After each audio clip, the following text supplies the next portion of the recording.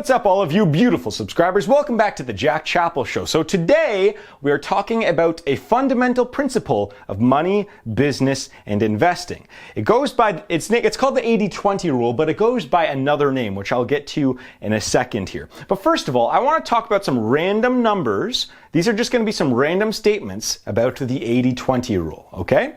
So 20% of words account for 80% of word occurrences. So words like the, they, him, her, they occur a lot more than words like zebra or giraffe in everyday language. This isn't just for English, it's for all languages that exist. We see this. So 20% of words account for 80% of word occurrences. The top 20% of landowners own 80% of the land on Earth. The top 20% of pea pods contain 80% of the peas. The richest 20% of humans have 82% of the income. The top 20% of athletes earn 80% of athlete revenue. 20% of patients, you know where this is going. 20% of patients use 80% of healthcare resources, and something like 80% of computer errors come from 20% of the bugs. So what is this? What is this? This is the 80-20 rule. It's also called the Pareto Principle. So let me write that down here. It's also called the Pareto Principle. That's what it's called. So what this means is that 20% of causes are responsible for 80% of the outcome. So 20% of input is responsible for 80% of output. And so that's what this graph is here. I don't know if you can see this that well. So this is going to be the output here. Output is the y-axis, and the input here is the x-axis. As you can see here, this distribution, it's very similar, but let's look at this. You can do a dotted line here. So the first 20% of the graph, so the top 20%, have 80% of the results. So this surface area here versus this surface area here. Now it's not exact. Obviously this chart is I just did this a quick chart, but you can kind of get what I'm saying here. Is that 20% result in 80% of the output. Okay. So this applies to almost anything in nature, by the way. So we're going to get to the business part in a second, but this applies to anything in nature, really. It occurs to all languages. It applies to city populations, solar flare intensity, protein sequences, website traffic, earthquake magnitudes, like last names, diameter of moon craters. It applies to so many different things, this rule. And it is the Pareto Principle. But it largely applies to business, wealth, income, a bunch of stuff that I want to talk about here quickly. So it also applies to you in your personal life too, by the way. So 20% of the decisions the decisions that you make in your life will be responsible for 80% of your success. So doing an hour or two a day of learning some random skill will result in 80% of your success, especially if all you do the rest of the day is just sit around, maybe do some work, watching Netflix and stuff. That 1 to 2 hours will be responsible for 80% of the success that you have in your life. For most people. Now, I'm going to tie this into business here. We're going to tie this into business now. So, this rule, the Pareto Principle, applies specifically for marketing and customers when you're running a business. So that's the first part I want to talk about here before we get to the other part. So this is the first of the two major applications of this. So number one, so 20% of your customers are responsible for 80% of your revenue or profits. So let's take, for example, a pizza store. A pizza store. All right, so most of your customers, so about 80% of customers, 80% of your customers are like casual. So they come in or they'll order from you like once, maybe twice a month or something like that. That's the normal customer. 80% of them are just casual customers. Meanwhile, 20% are frequent customers. So these are the people that come in and they will come in, once, maybe twice, let's just say twice a week. So they're frequent customers. They're people who you recognize. You may not know them you may not know they're on a first name basis or anything like that. But they come in twice a week. So this frequent customer here is worth roughly, in a pizza store, about 4 to 4.5 times one casual or average customer. So that's part of the 80-20 rule. Now, one interesting thing about the 80-20 rule is that it applies to also both of these. So for example here, let's just only talk about the 20% of the frequent customers. So the 80-20 rule applies to that segment of customers as well. So out of this frequent population, 80% will be twice a week. 80% will come in 2 times a week. And 20%, so 20% here, will come in pretty much every day almost. So we're talking 6-7 days a week, sometimes more. And so the 80-20 rule, that's pretty much what it is. And this is something that I've experienced that I'm going to get to in a second here, which is going to be more important for you if you're starting a business, if you're investing. And it's something that I experienced specifically, in the last 3 weeks here. But a small portion of customers, of recurring customers, are worth a lot more than a broad spectrum of one-off customers. Or it also applies to both purchase value too. So for example, let's take like a digital marketer, someone that you guys know. Let's take like a Grant Cardone or someone like that, okay? I'm not saying them specifically. This is all just theoretical, by the way, so don't take this true to heart or whatever. But Grant Cardone or someone like that, let's just say a digital marketer. So they sell products. Usually they have a base level one, which is like $5 or $10. Maybe it's a book or something like that. Then they have an upsell, which is, $50 to $500, and less people buy those. And then they will have a top tier product. So like a $50,000, $100,000 special product. So if one person buys that, let's say $100,000 product, they're worth, 1,000 times more than someone that buys a $100 product, right? Just simple math. And so that's the Pareto distribution, is that you'll have one of those customers, and then you might have, 80 people that buy, a $1,000 program or something like that. And so it applies just to prices, it applies to frequency. This 80-20 rule applies to pretty much anything in business. Now, it's not an exact science, by the way. Obviously some businesses have way more frequent customers, some have a lot less. Like Apple, for example, anyone that buys any sort of Apple product, like a smartphone or something like that, they're not going to be one off and done. They're going to be buying Apple Music. They're going to be buying the next iPhone. They're going to be getting an iPad, iMac. So Apple's a little bit different here, kind of, until we get to the second point that I wanted to talk about in this video, and then we will close it out here. So the second thing that this applies to, it's not just customers, but it applies to ideas. And I'll talk about my personal experience here first. So as you guys know, t-shirt here, I run Joisk, blah, blah, blah. You guys are subscribers, you know about Joisk. So 20% of your ideas or decisions in business or investing or just making money in general will result in 80% of your success. And I was like, okay, that's probably true. And then I experienced it for myself. Truly, this specifically in the last week, since I've started. I'll explain here. So when I started Joisk and I launched it, I did a few things. I was like, okay, let's start selling just stuff like books and video games. I sold a few, did okay. It was nothing special. That was in like September, so I was like, okay, let's start selling some electronics. I did that in October. That was going okay. Not great. Third-party systems, we only had a few other sellers sign up. That didn't go too well for now. Didn't advertise that at all. It was just something I did. And then I started selling some t-shirts. That went okay too. It's not great. And then I had 4 ideas that I wanted to do with Joisk. And I was like, okay. So then one day, this is kind of the story I'm going to be telling now because it's been successful, even though it was something I've planned for years. But this last feature here, 2 hour. So what happened one day was, a couple of years ago, I thought one day I could just skip a shipping company and just be my own shipping company and ship everything myself. It could be quicker and a lot cheaper.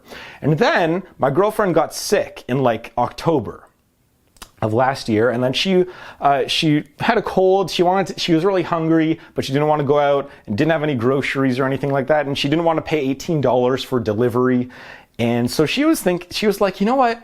I really wish that there was something where you could just buy like a bag of chips and a Coke for like $6 or something like that. Now a bag of small chips, those are like $1.50, $2.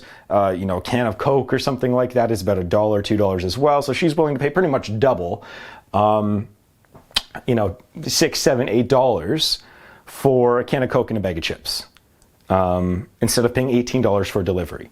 And so that's when I got thinking, well, why don't I just make a service like that too with Joisk? Make a 2-hour delivery service where what we do is we pretty much just mark products up and then we deliver them to you. We have a slight markup. We make money on every product that is sold, and we deliver anything. And so I launched this 2-hour delivery program about a week or 2 weeks ago, and I got flooded. I got flooded with orders. Like it was something I never thought I would experience from. I didn't think it would get that popular right off the bat. Like for advertising purposes too, like our cost per click on Instagram and Facebook and ones like that, they were like 5 cents or something like that. It was ridiculously low. People were flooding the website. My servers kind of messed up and went down a little bit. I fixed it all now, so they should never go down again. But it was crazy. And so that one idea, out of the last 5 ideas I had, one took off, and now we're going to be putting that in a bunch of different cities now. Kind of crazy. So that's how the 80-20 rule applies to business ideas for me specifically. I'll come back to that in a second here. But this, like, take for example Apple. People think that Apple has innovated a lot. There's been this idea or mindset that people have been saying they haven't innovated a lot in the past years, and I agree with that. But think about this. Before they had their first new version of the innovative product, so an iPod and iTunes, before that, they had like 8 years of just garbage products. 8 years of just new computers or like that phone thing that you'd write on, the tablet thing that they tried to do. The Palm Pilot, their version of that didn't work out. They tried a bunch of different things, and they had to fail a ton of times. And they were literally on their last $10 million. So they were only going to be able to go on for another 3 or 4 or 5, 6 months. And then Steve Jobs came in, signed a deal with Microsoft, got them some funding. Then they came out with the iPod and iTunes. So Apple went through a ton of garbage ideas, but they nailed one. And that saved the company. That took their company from a few $100 million market cap to several $billion market cap, to about 10 billion with the iPod and the iTunes. And then, they grew that. They grew a bunch of different things. Then the iPhone came out and blam. They all of a sudden became the most valuable company in the world for a while, and now they're not. But yeah, so this also applies to other companies too, like Amazon, for example. Amazon's really, if you think about them, in terms of stuff that they have done, not acquisitions. Well, actually, I'll get to that in a second here. But they've really only done a few things. Amazon Prime was a home run, 2-day shipping, free. AWS, so Amazon Web Services, home run. Alexa, not a home run, but that was like a double. That's gone pretty well too. But what else has Amazon done outside of acquisitions? Because they had a lot of mess ups too. They had what messed up? Zappos and the Fire Phone and a ton of other ones that Jeff Bezos talks about. And he's like, our company is really like 3 things. Now they've acquired a bunch of other companies too, IMDb and Twitch, but for really, the company hit 3 really, really good pitches. And that's it. And they're a $1 trillion company. They had a ton of failures that no one remembers. And even now they're shutting down some of their retail stores that they tried to launch too. What is it, Amazon Go? They're going to keep opening bookstores, but they're shutting down a lot of their retail. They tried it. Didn't work out, and that's that. So this applies to you and your life too. So as I said, like 20% of the decisions you will make will be responsible for 80% of your success. And this also means, on the other side, which people don't talk about, is that 80% of what you do will only result in 20% of your success. So I spent a lot of time coding stuff that I probably didn't need to code. For Joisk, for example, like I didn't need to code in that t-shirt stuff. That took a long time. I didn't need to code in the third-party thing right away. That took a lot of time. But I only spent about a month or 2 coding this 2-hour thing, and that's resulted in more sales in 2 weeks than we had in. Actually, I think we got more sales in our first week doing that 2-hour than we did the entire rest of Joisk, just period. And it was crazy. Like I had to shut down marketing.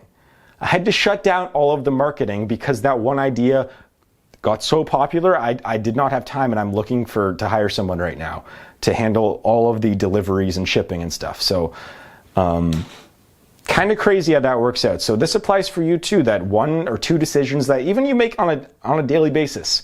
Again, just exercising. Again, choosing to read a book or something. That's part of the 20% of the time you spend that will result in 80% of your success.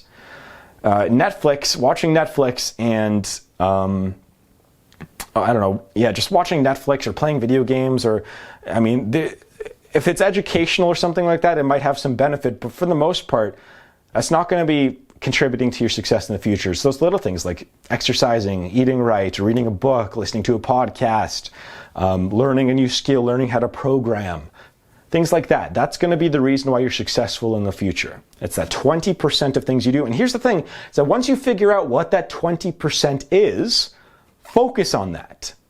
Focus on that. So I don't know if you've known this from Joisk, is that ever since the 2-hour took off, no one's really noticed that no one can post t-shirts anymore. I haven't spent any time to update that code to migrate it over. Third-party third-party posting, it's going okay. It still works, but it has some errors in it. I haven't fixed that. I've been working on 2-hour.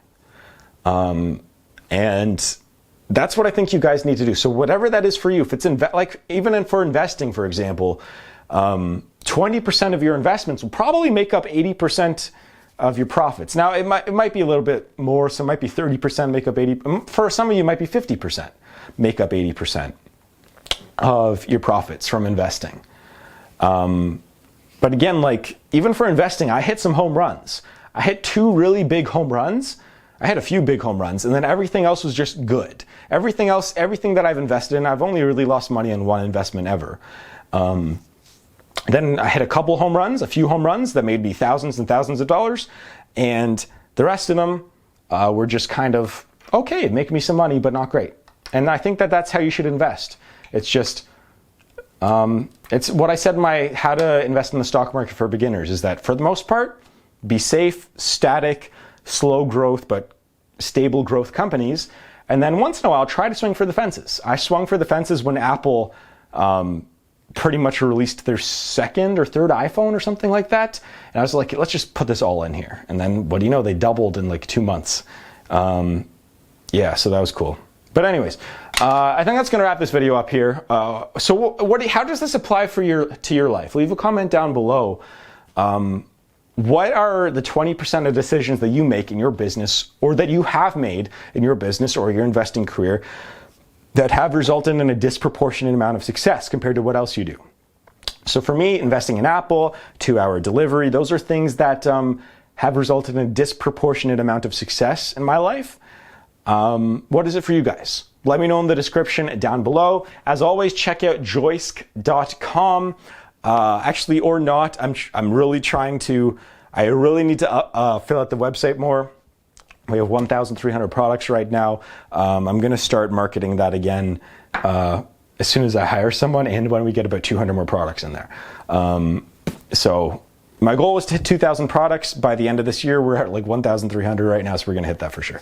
Anyways, thank you very much for watching. You are all very beautiful people. I'll see you guys in the next video.